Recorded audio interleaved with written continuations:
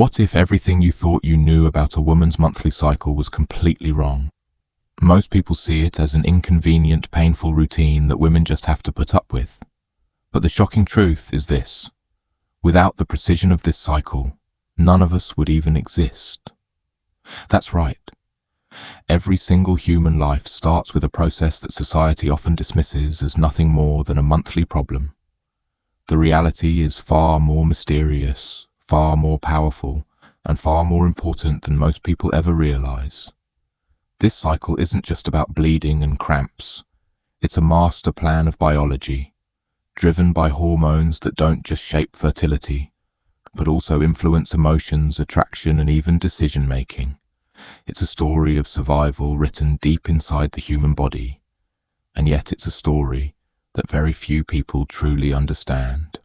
Welcome to the Wellness Way. In this video, we're going to uncover the hidden truths of the menstrual cycle, the remarkable rhythm that sustains human life itself.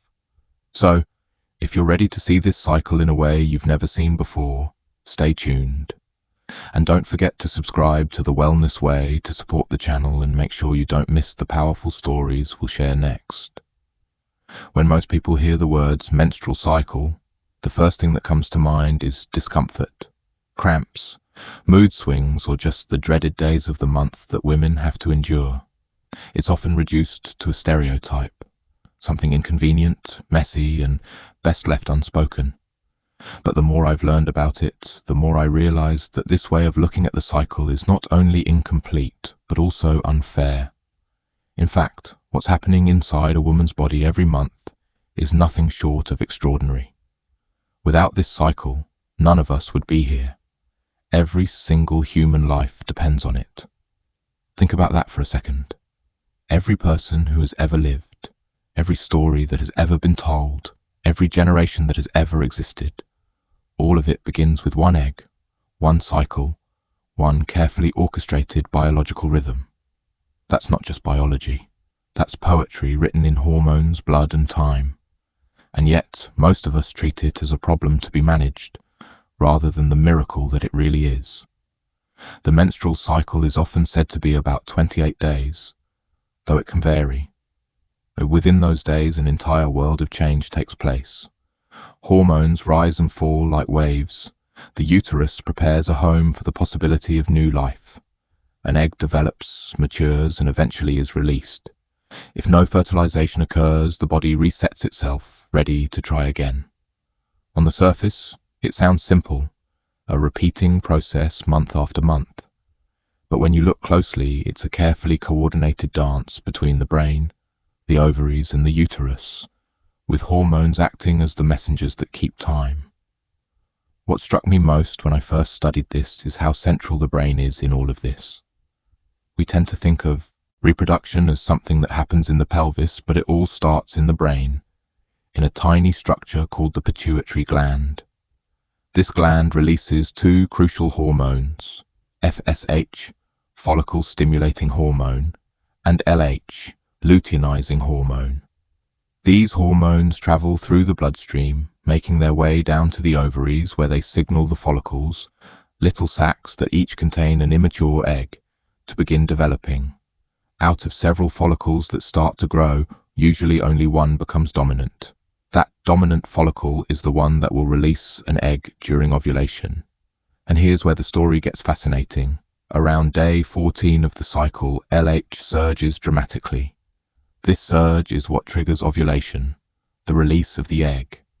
If you picture it, it's like a starter's pistol going off at the exact right moment. The follicle bursts, the egg is released, and it's guided into the fallopian tube by tiny finger-like structures called fimbriae. These delicate structures actually wave and flutter, almost like they're beckoning the egg in, making sure it doesn't get lost in the abdominal cavity. The image of these little fringes calling the egg into the tube has always stayed with me. It's both beautiful and a little eerie, a reminder of how much intention and design seems built into our biology. Meanwhile, another hormone, estrogen, is playing its own role in the first half of the cycle. Estrogen rises gradually before ovulation, It doesn't just prepare the uterus, it also affects the brain and behavior. Research has shown that estrogen can increase libido right around the time of ovulation. From an evolutionary standpoint, that makes perfect sense. The body is more likely to encourage intimacy at the very moment when conception is most possible. I've always found this detail both amusing and humbling. It means that some of our feelings, our attractions, even our decisions in relationships, may not be as random as we think. They may be nudged by biology, by chemicals flowing quietly through our bloodstream. After ovulation, the second half of the cycle begins, the luteal phase. The follicle that released the egg transforms into a structure called the corpus luteum, or yellow body. This temporary structure now becomes a hormone factory, pumping out progesterone and estrogen. Progesterone's main job is to prepare the lining of the uterus, making it thicker, richer, and more welcoming for a potential embryo. In other words, the body is setting the stage for life to begin. It's as if nature is saying, just in case you conceived, I want everything to be ready. But if fertilization doesn't happen, the story takes a different turn. The corpus luteum has a natural lifespan of about 2 weeks. When it breaks down, hormone levels, especially estrogen and progesterone, drop sharply. That sharp drop is what triggers menstruation. The thickened uterine lining is shed, resulting in menstrual bleeding, and the cycle starts all over again. This hormonal crash is also the biological explanation behind premenstrual syndrome, or PMS. Those mood swings, irritability, fatigue, and cravings that many women experience before their period aren't random. They're the direct result of a sudden decrease in powerful hormones. And when you think about how much those hormones affect not just the reproductive system, but the brain, metabolism, and emotions, it's no wonder the effects are so widespread. To me, this was a game changer. Instead of viewing PMS as emotional weakness or overreaction, I began to see it as the natural outcome of a body recalibrating itself after an intense cycle. Here's the part that really made me pause. All of this happens every month, often without conscious awareness. The brain, ovaries, and uterus are carrying out this elaborate choreography, and yet we go about our lives, often frustrated by the symptoms but unaware of the bigger picture. The menstrual cycle isn't just a monthly inconvenience, it's the foundation of human life. It's the body's way of keeping the possibility of creation alive, over and over again. I remember one professor putting it this way: the menstrual cycle is the body's monthly reminder of its potential for life. That perspective changed everything for me. Suddenly, what I had once seen as a hassle became a kind of hidden superpower. It's not easy, there's pain, discomfort, and disruption, but it's also evidence of an incredible design that sustains humanity itself. And yet, here's the irony. Most people, including many women, aren't taught to truly understand this process. Schools often gloss over it. Media reduces it to a joke or a complaint. Even in medicine, women's health has historically been under-researched and underfunded. The result is a culture that minimizes or misunderstands one of the most important processes in biology. That's why I think it's so important to reframe the conversation. Instead of treating the menstrual cycle as something embarrassing, we should be teaching it as a vital sign, a window into a woman's overall health. Irregular cycles, severe PMS, or unusual bleeding can all be signs of underlying conditions. Things like thyroid disorders, polycystic ovary syndrome, PCOS, or endometriosis. The cycle isn't just about fertility. It's a monthly report card on the health of the entire body. The more I've learned, the more I've come to respect the resilience and complexity of women's bodies. Every month, through ups and downs of hormones, through physical and emotional shifts, the body recalibrates itself, ready to create life. Even when no pregnancy occurs, the effort, the precision, and the energy that goes into this process are awe-inspiring. So the next time someone dismisses the menstrual cycle as just that time of the month, I hope we can challenge that narrative. It's not just a time of inconvenience. It's a time that reveals the depth of human biology. It's a time that deserves respect, understanding, and, yes, even admiration. When I first began learning about the menstrual cycle, I was fascinated by the science. Hormones rising and falling, follicles maturing, an egg being released. But what really drew me in wasn't just the textbook biology. It was the story behind it all. Each part of the cycle feels like a chapter in a bigger narrative, one that connects biology, behavior, and even relationships in ways most people don't talk about. Take ovulation, for example. Around day 14, the dominant follicle finally releases its egg. It's an incredible moment, the culmination of weeks of preparation inside the ovary. But what caught my attention wasn't just the release of the egg. It was the little structures that help guide it. At the end of the fallopian tube, there are tiny, finger-like projections called fimbriae. They move gently, almost like delicate sea anemones, waving toward the ovary. Their job is to draw the egg into the tube, preventing it from drifting away. The first time I saw an animation of this process, I couldn't stop thinking about it. It looked as if the fimbriae were whispering, "Come to me, egg," gently pulling it into the path that could one day lead to new life. It was both comical and awe-inspiring, funny to picture, but also profound when you realize how much coordination is required for life to even have a chance to begin. And here's where the story gets even more interesting. At the same time this microscopic choreography is happening, hormones are shifting in ways that affect the whole body. Estrogen, which has been steadily rising, reaches its peak before ovulation. This hormone doesn't just prepare the uterine lining, it also influences the brain, emotions, and even attraction. There's research showing that women may feel more confident, more outgoing, and even more drawn to social interaction during this phase. From an evolutionary perspective, it makes sense. The body is designed to increase the likelihood of conception, and part of that strategy is nudging behavior in subtle ways. It almost feels unfair in a way, like free will is sharing space with biology. But at the same time, it's remarkable to realize how deeply connected our emotions are to our physiology. This, for me, was a turning point in how I thought about the menstrual cycle. I had always imagined it as purely physical, something happening in the reproductive organs. But once I understood that it was also shaping mood, attraction, and even decision-making, I began to see it in a new light. Suddenly, it wasn't just about fertility. It was about identity, relationships, and the human experience itself. Of course, not all of these hormonal shifts feel positive. The luteal phase, which follows ovulation, can be a roller coaster. The corpus luteum, that temporary structure formed after the egg is released, begins producing progesterone. This hormone is critical for thickening the uterine lining, making it receptive in case a fertilized egg arrives. But as progesterone rises, many women experience changes in energy, appetite, or mood.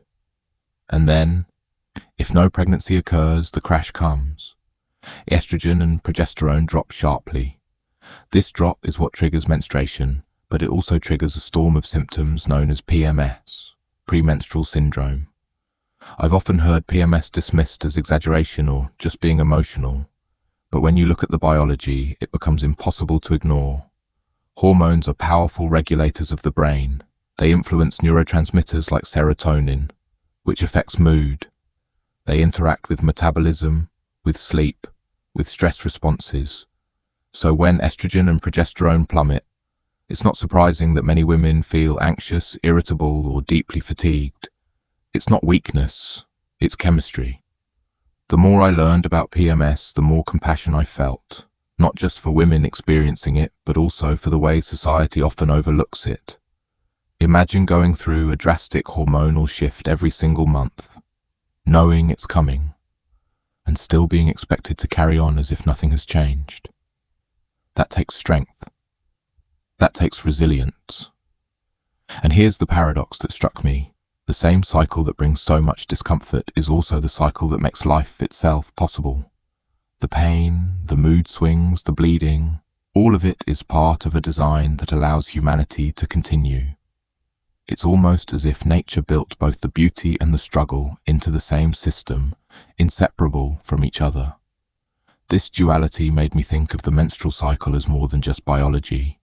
It's a metaphor for life. There's preparation, hope, and anticipation. There's disappointment, loss, and renewal. Each month, the body tells a story of resilience, trying again and again, never giving up on the possibility of new life. I remember reading a reflection from a woman who described her period not as a burden, but as a reminder of her body's strength. Every month, she wrote, my body prepares for life. Even when life doesn't happen, my body starts over. That's not weakness, that's persistence. That perspective shifted the way I think about menstruation entirely. It also made me realize how much cultural stigma we've attached to it. In many societies, periods are something to be hidden, whispered about, or even seen as shameful. But if we stripped away the taboo, we'd see what's really there. A biological masterpiece, playing out month after month, shaping not only the body, but also the human story. To me, the menstrual cycle isn't just about anatomy or hormones. It's about the way biology and behavior are intertwined. It's about how something happening on the cellular level can ripple outward into how we feel, how we relate to others, and how we live our lives. And here's my biggest takeaway. When we understand this cycle, we stop seeing it as a burden and start seeing it as a signal. It's a messenger, giving insight into a woman's health, her emotional state, her balance of hormones. Learning to listen to it can transform the way women care for themselves and the way the rest of us support them. So, when I think of ovulation, estrogen, progesterone, and all the intricate details, I don't just think of science. I think of a story of tiny fimbriae reaching out for an egg, a story of hormones quietly nudging feelings and desires, a story of a body that prepares for life, faces loss, and then tries again. It's not just biology, it's resilience written into the human body. When I first understood the menstrual cycle, I saw it as a scientific process, hormones, follicles, and phases. But the more I reflected on it, the more I realized it's not just a medical concept. It's a lived experience that shapes health, relationships, and society. And that's what I want to explore here. How understanding the cycle changes not only how women care for themselves, but also how the world around them responds. For many women, the menstrual cycle feels like something to endure, tracking symptoms, bracing for PMS, adjusting to energy shifts. But what if instead of seeing it as an enemy, we saw it as a guide? Every phase of the cycle carries information. When you begin to notice patterns, when energy is high, when emotions are low, when focus feels sharp, you start to see the cycle not as a disruption, but as a rhythm. I've heard women describe how charting their cycles helped them predict when they might feel more productive, when they'd need extra rest, and even when they'd be more social. Imagine using biology as a calendar, not just for fertility, but for self-care. That shift alone can turn frustration into empowerment. But listening to the cycle isn't only for women themselves. It's also for the people around them, partners, families, workplaces. When others understand the cycle, compassion becomes easier. Instead of labeling mood swings as irrational, they can be seen for what they are. Natural responses to real hormonal changes. Instead of ignoring pain, people can validate it.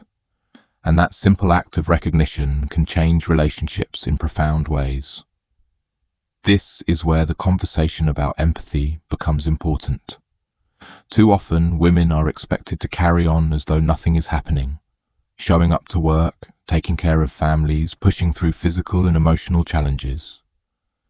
But the truth is, the cycle demands acknowledgement. It's a monthly process of preparation, release, and renewal. Respecting it doesn't mean treating women as fragile. It means honoring the resilience it takes to move through that cycle, month after month. I once read a comparison that struck me deeply. The menstrual cycle is like the seasons of the year, but compressed into a month. Menstruation is winter, a time of shedding, quiet, and renewal. The follicular phase is spring, energy rising, growth beginning. Ovulation is summer, bright, vibrant, a time of connection. The luteal phase is autumn, reflection, preparation, slowing down. When you think of it this way, the cycle feels less like a burden and more like a natural rhythm. Every month carries its own season, its own lessons. And just like with the seasons, we can choose to work with the rhythm instead of fighting against it. Winter isn't a failure. It's a time to rest so that spring can bloom again. In the same way, menstruation isn't weakness, it's a reset, clearing the way for renewal. When I began seeing it that way, I understood why some cultures historically treated menstruation as a sacred time of reflection. They saw in it not shame, but wisdom. But here's the challenge. Our modern world isn't built for this rhythm. Work schedules, school demands, social expectations, they don't pause for hormonal cycles. This mismatch creates stress, both physically and emotionally. That's why education matters so much. If workplaces, schools, and families understood the cycle better, they could create environments where women don't feel pressured to hide or minimize their experiences. It's not about giving excuses, it's about recognizing biology. For example, flexible work policies, better healthcare support, and open conversations can make a huge difference.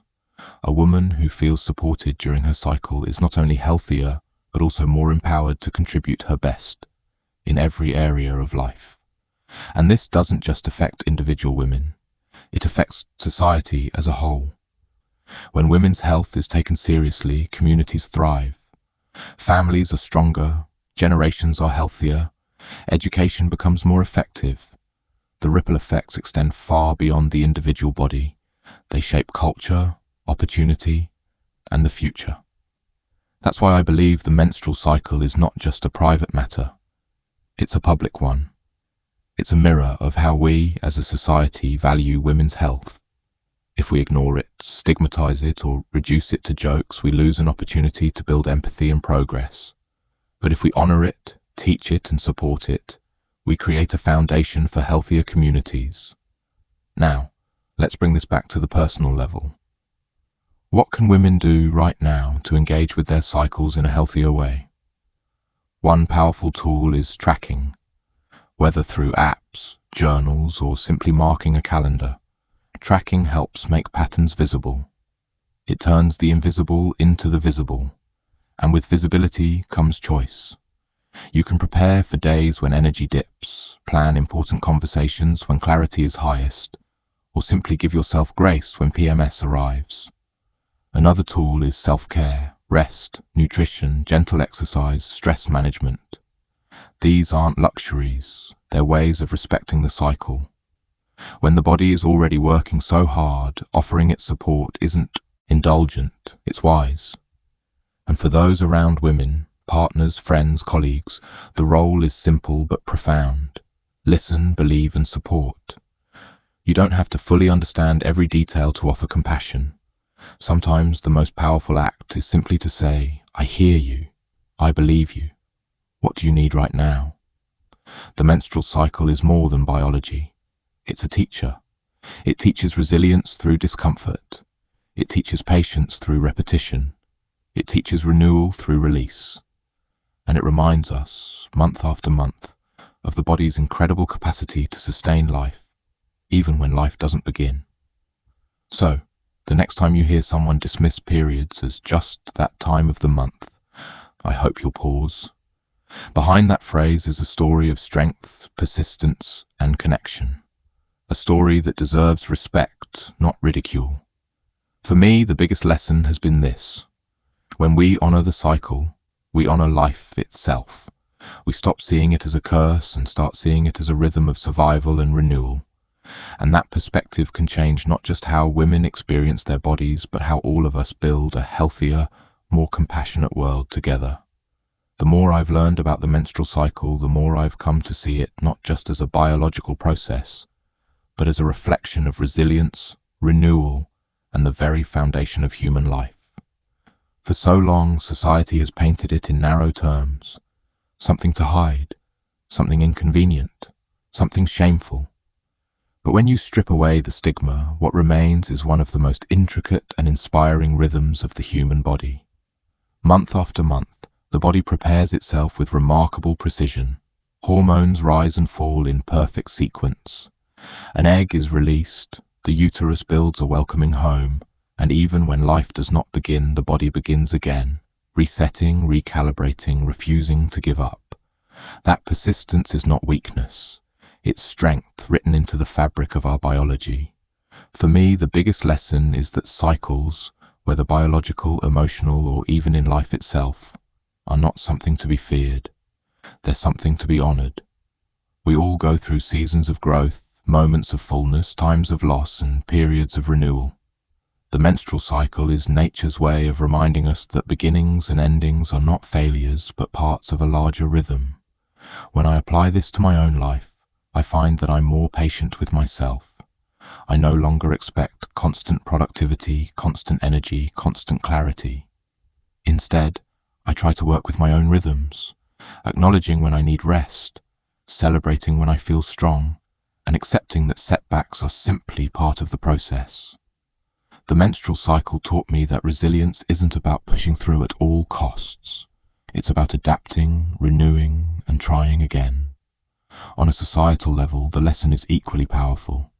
If we can honor women's cycles by providing education, healthcare, empathy, and support, we can create a culture that doesn't just tolerate biology, but celebrates it. That shift would not only improve women's health, but also strengthen families, communities, and future generations. So here's my invitation to you. The next time you think about the menstrual cycle, don't reduce it to stereotypes. Think of it as a story of survival, a rhythm of life, and a source of wisdom that has much to teach us about persistence, compassion, and renewal. Now, I'd love to hear from you. What's one thing you've learned about the menstrual cycle that surprised you the most or changed the way you see it? Please share your thoughts in the comments below. Your perspective might help someone else see this subject in a whole new light. And if you found this video meaningful, don't forget to subscribe to The Wellness Way so we can continue sharing powerful stories and insights together.